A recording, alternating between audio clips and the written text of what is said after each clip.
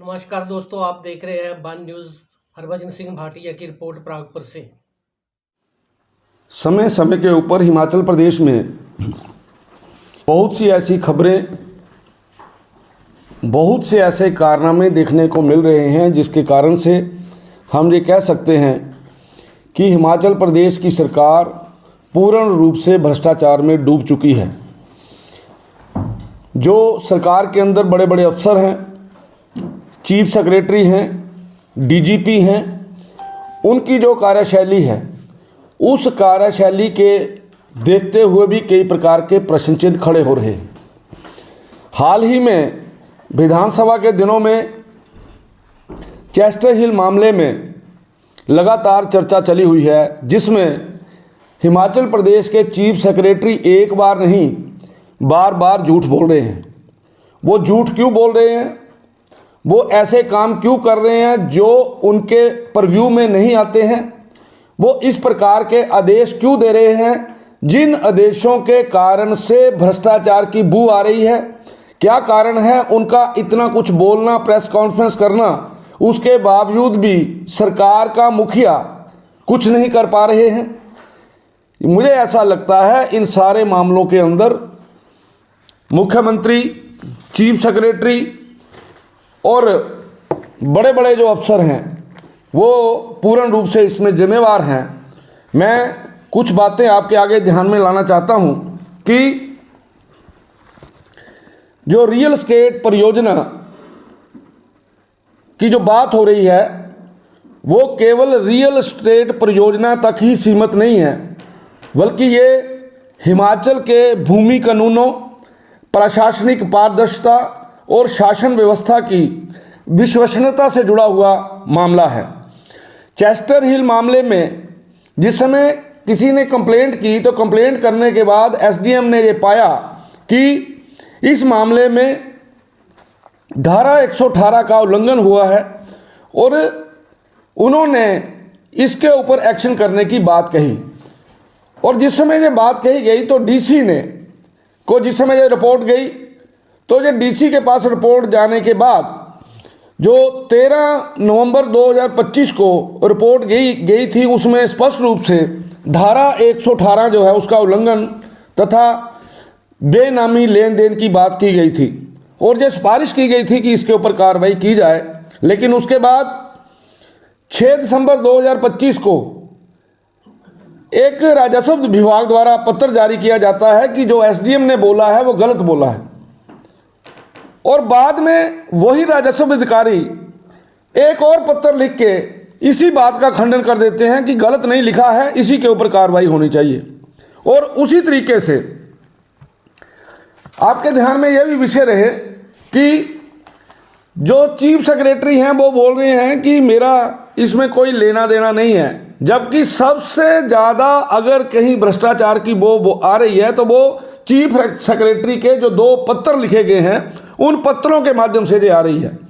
वो रेरा के विषय में बोल रहे हैं और रेरा के विषय में ये पता लगा है कि ये जो चेस्टर हिल 2 और 4 है ये उस समय अस्तित्व में भी नहीं आया था जिसके बारे में वो बात कर रहे हैं, और जो रेरा के उस समय के अध्यक्ष हैं उन्होंने भी इसको क्लियर किया है। इसलिए मीडिया के माध्यम से मैं उनसे सरकार से ये निम्नलिखित प्रश्न पूछना चाहता हूं कि सरकार ये स्पष्ट करे कि जो एसडीएम की रिपोर्ट जिसको पहले गलत ठहराया गया और बाद में उसी रिपोर्ट के आधार पर कार्रवाई के निर्देश क्यों दिए गए। नगर निगम के आदेश को निरस्त करने का अधिकार किस विधिक प्रावधान के तहत प्रयोग किया गया। चेस्टर हिल के फेज 2 और 4 को किस प्रक्रिया के तहत अनुमति प्रदान की गई। यदि धारा 118 का उल्लंघन पाया गया तो उस पर तत्काल कार्रवाई क्यों नहीं की गई। क्या इस मामले में प्रशासनिक निर्णयों पर किसी प्रकार का प्रभाव या दबाव था। इस पूरे प्रकरण की जिम्मेवारी जो है वो सरकार को लेनी चाहिए। एक दुर्भाग्यपूर्ण विषय जो पिछले दिनों आया है, जिसमें एक व्यक्ति ने एक बच्ची को जो है उसका क्या कह सकते हैं, उसका गला रोंद कर उसकी हत्या कर दी है। और इस मामले के अंदर भी मुझे नहीं लग रहा कि किसी प्रकार का लोगों के प्रेशर के कारण से, लोगों की मदद के कारण से उस व्यक्ति को पकड़ा गया है। ये जो सरकार बोलती है कि हमने नशा जो है उसको मुक्त करने की ठान रखी है, ये नशे के केस डेली हो रहे हैं। ये नशे के केस इसलिए डेली हो रहे हैं क्योंकि नशे के ऊपर हम ज़्यादा से ज़्यादा एडवर्टाइजमेंट कर रहे हैं। नशा मूल रूप से कैसे ख़त्म किया जा सकता है कि उस तरफ हमारा ध्यान नहीं है। और इतना बड़ा कांड हो गया और मैं पुलिस के अधिकारियों को देखता हूँ, वो मीन बना रहे हैं, वो पिक्चरें बना रहे हैं, वो किस प्रकार से सोशल मीडिया के ऊपर उनकी एक्टिविटीज़ देखने को मिल रही हैं।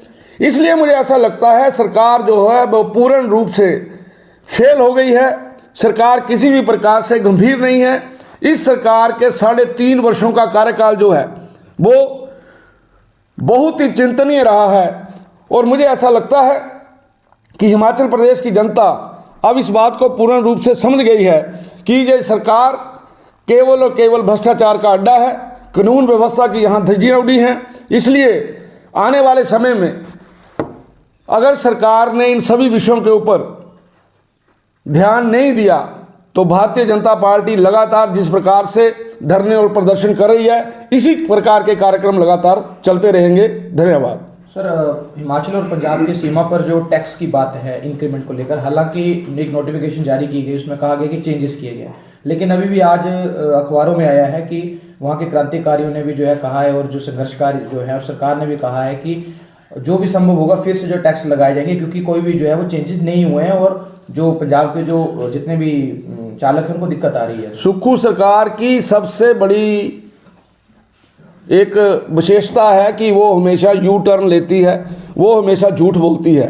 अगर लोग इस प्रकार का ऑब्जेक्शन कर रहे हैं तो निश्चित तौर से मुझे लगता है जो पैसा लोग वहाँ पे देते हैं वो ज़्यादा पैसा लिया जा रहा है, जिसके कारण से लोगों में रोष है।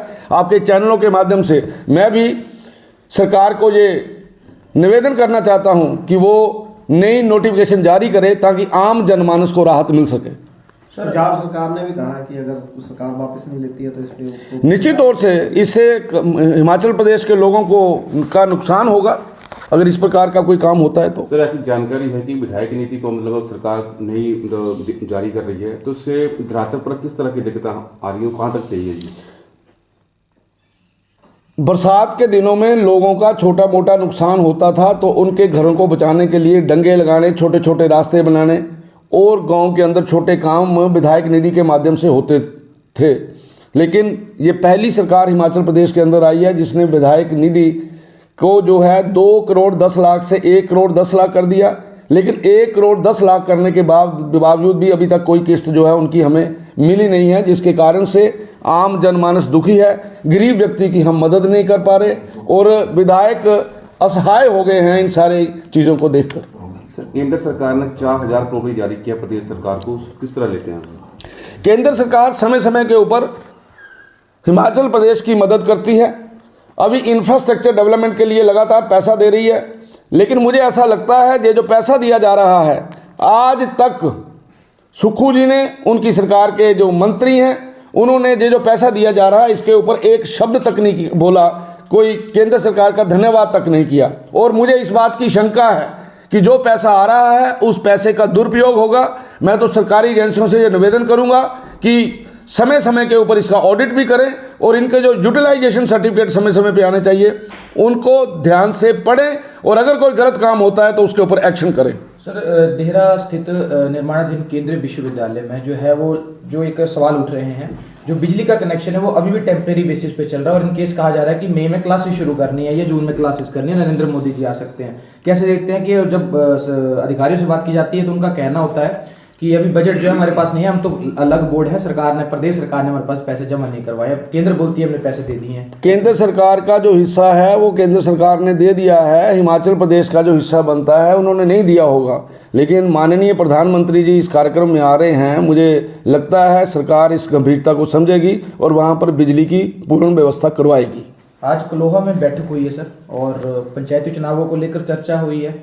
सुनने में आ रहा है कि बनी वार्ड से जो है प्रत्याशी जो है संभावित जो भी हो सकते हैं भाजपा के तय हो गए हैं, क्या कहेंगे सर? हाँ, पंचायती राज सिस्टम के ऊपर हमारी मीटिंग हुई है आज। उसमें पंचायत के चुनाव किस प्रकार से लड़े जाएं, कांग्रेस का मुकाबला कैसे किया जाए और जिला परिषद में कौन कौन से लोगों को वहाँ का उम्मीदवार बनाया जाए, उसके ऊपर एक जनरल डिस्कशन हुई है। आने वाले दिनों में तस्वीर साफ हो जाएगी और आपको सभी कैंडिडेट्स का पता चल जाएगा। Thank you.